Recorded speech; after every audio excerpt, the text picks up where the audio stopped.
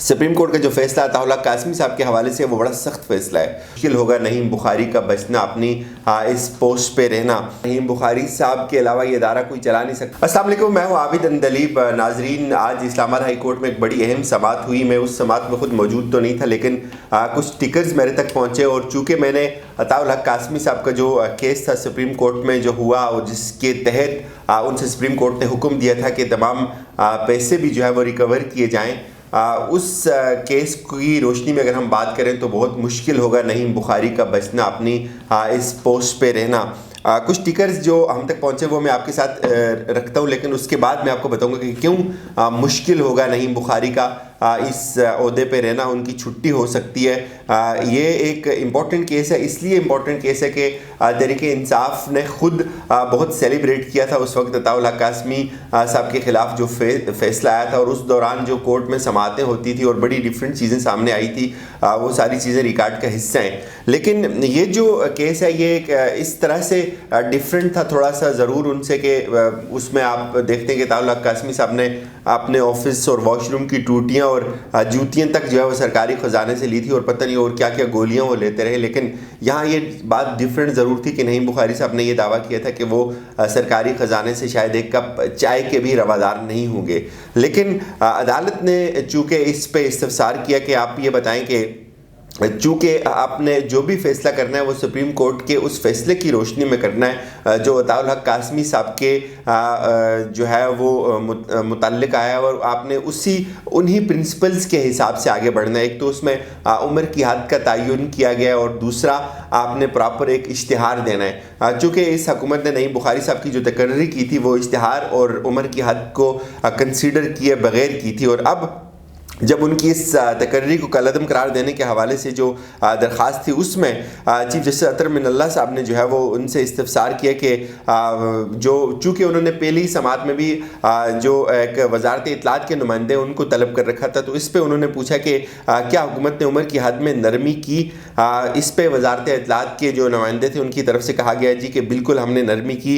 ایک سمری ہم نے 13 کو اور دوسری سمری 26 نومبر کو بھیجی. پھر اس پہ چیف جسٹس پوچھتے ہیں کہ آپ نے خود ہی نعیم بخاری کو چیئرمین تقرر کر کے سمری کابینہ کو بھجوا دی.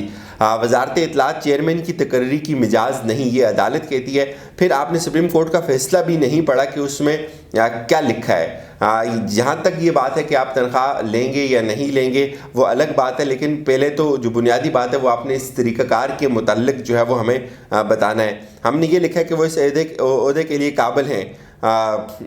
ہم نے یہ لکھا ہے کہ وہ اس عہدے کے لیے قابل ہیں اور ان کا کافی تجربہ بھی ہے. یہ وزارت اطلاعات کے نمائندے وہ عدالت کو بتاتے ہیں. لیکن عدالت ان سے سوال کرتی ہے کہ آپ یہ بات ٹھیک ہے کہ وہ اس قابل ہیں، ان کی قابلیت میں کوئی شک نہیں ہے، لیکن آپ نے عمر کی حد میں جو نرمی ہے اس کی کوئی وجہ آپ نے نہیں بتائی. اور پھر سپریم کورٹ کے فیصلے میں جو ہے وہ واضح طور پہ لکھا ہوا ہے وفاقی حکومت کسی کو بھی چیئرمین نہیں بنا سکتی، چیئرمین کے لیے الیکشن کرایا جائے گا.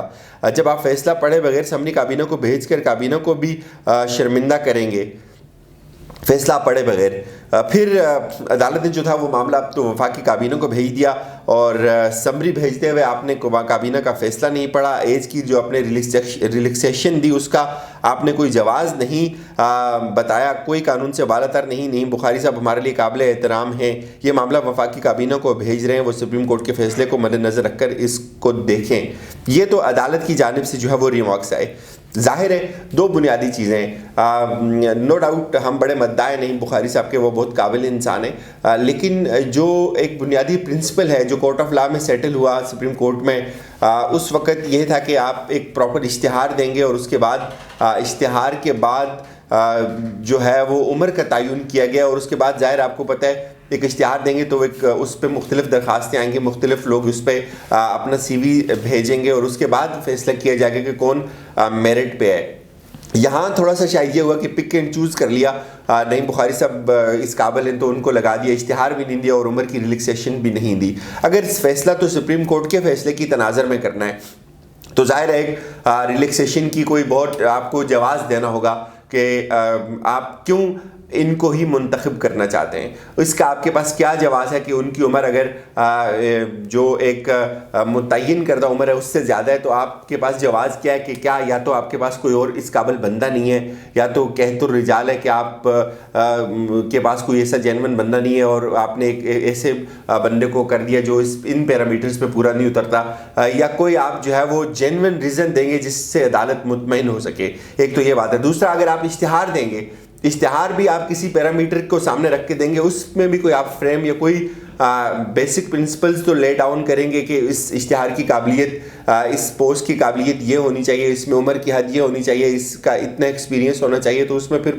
تھوڑا سا جو ہے وہ کمپٹیشن جو ہوگا یا اپلیکیشنز ہوں گی اس کا کینوس تھوڑا سا زیادہ وہ بڑھ جائے گا, اس میں زیادہ لوگ آئیں گے. تو یہ دو بنیادی وجہ ہیں کہ کابینہ کیا موقف اختیار کر سکتی ہے, کن بنیادوں پر کابینہ جو ہے وہ عدالت کو مطمئن کر سکتی ہے کہ ہم نے ایج میں اس لیے ریلیکسیشن دی کہ ہمارے پاس کوئی اور الٹرنیٹ نہیں ہے, یا نعیم بخاری صاحب کے علاوہ یہ ادارہ کوئی چلا نہیں سکتا, یا ان کے پاس کوئی ایسی جو ہے وہ ایکسٹرا صلاحیت ہے جو شاید اس کیڈر کے اور کسی انسان میں نہیں ہے, تو عدالت شاید اس پہ مطمئن ہو سکے. لیکن جو اشتہار کا معاملہ شاید اس سے پھر بات کافی آگے نکل جائے گی.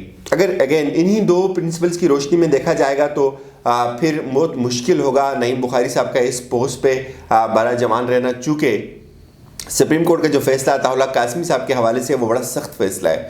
اس میں بہت ساری چیزوں کو انہوں نے ان کی تشریحات کر دی ہوئی ہیں. اب یہ بات کابینہ کے پاس ہے کہ کابینہ اس پہ کیا موقف لیتی ہے, کابینہ ان کو کنسیڈر کرتی ہے تو کن گراؤنڈز پہ کرتی ہے, کابینہ عدالت کو مطمئن کرتی ہے, دوبارہ سمری بھیجی جاتی ہے یا نہیں. لیکن ایک چیز اور میں نے پڑھی, ڈان نے اس کو رپورٹ کیا ہوا تھا کہ ہم آپ کی جو تقرری ہے اس کو ابھی کالعدم قرار نہیں دے رہے, یہ عدالت کہہ رہی ہے. ظاہر ہے نعیم بخاری صاحب ایک بڑے زبردست وکیل ہیں, ان کا ٹی وی کا بھی ایکسپیرینس ہے, تو عدالت یہ کہتی ہے کہ ہم ایک ریسٹرین کا مظاہرہ کرتے ہیں, ہم آپ کی تقرری کو کالعدم قرار نہیں دیتے, تو ہم کام سے ہم آپ کو روک دیتے ہیں اس وقت تک جب تک یہ جو معاملہ ہے وہ سیٹل ڈاؤن نہیں ہو جاتا. تو یہ وہ بنیادی چیز ہے جس کی روشنی میں اب کابینہ نے کوئی ڈیسیژن لینا ہے. کابینہ اس پہ یہ ڈیسیژن لے سکتی ہے کہ ہم دوبارہ اشتہار دیتے ہیں. جب اشتہار دیں گے تو ظاہر ہے اس میں زیادہ لوگ آ جائیں گے, اور زیادہ لوگ آئیں گے تو اس میں بھی پھر کیا پتہ نعیم بخاری صاحب اس میں پارٹیسپیٹ ہی نہ کریں, وہ اس مزاج کے آدمی نہیں ہے. تو یہ کچھ چیزیں جو ہے وہ گڑبڑ ضرور ہوں گی. لیکن کوئی آپ اگر یہ تصور کر لیں کہ یہ ان دو چیزوں کو نظر انداز کر کے کوئی شاید وہ سمری بن جائے تو یہ ممکن نہیں ہوگا, چونکہ جو سمری ہے وہ انہی دو پرنسپلز کی روشنی میں ہی بننی ہے. یہ امپورٹنٹ ہوگا. اس پہ دیکھتے ہیں اب کابینہ کیا کہتی ہے اور حکومت اس پہ اپنا کیا موقف اپناتی ہے اور کورٹ آف لاء میں کیا چیز پیش کی جاتی ہے. فی الوقت یہی کچھ, اپنا خیال رکھیے گا. خدا حافظ.